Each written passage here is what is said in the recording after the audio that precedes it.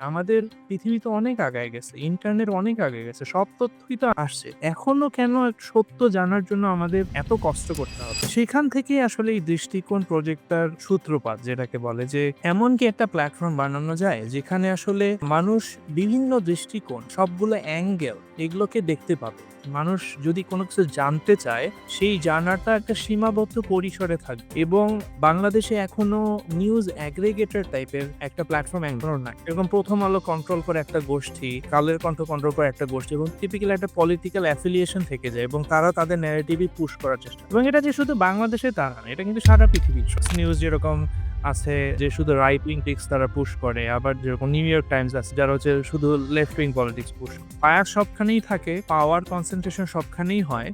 কিন্তু আমরা যেটা জানি সেটা হলো যে আমি নিজে গণতন্ত্রে বিশ্বাস করি। আমি নিজে ডেমোক্রেসিতে বিশ্বাস করি এবং ডেমোক্রেসি ক্যান অনলি ওয়ার্ক যখন আসলে আমরা জনতার কাছে যখন শিক্ষার আলো পৌঁছাতে পারে। মানুষ যখন চিন্তা ভাবনা করে সিদ্ধান্ত নিতে পারে। সো দৃষ্টিকোণ প্রজেক্টটার সূত্র হয়েছে ওখান থেকেই যে এমন একটা প্ল্যাটফর্ম আমরা তৈরি করতে চাই যেখানে বিভিন্ন দৃষ্টিকোণ, বহুমাত্রিক প্রেক্ষাপট, ঘটনার পিছনের জিনিসগুলাকে একটা প্রিজমের মতো, প্রিজম দিয়ে যেরকম একটা ঘটনার আলোকে ডিকোড করা যায়, আলোকে ভাঙা যায়, সেরকম একটা ঘটনা আমরা বিভিন্ন দৃষ্টিকোণ থেকে দেখার একটা উপায় তৈরি করা।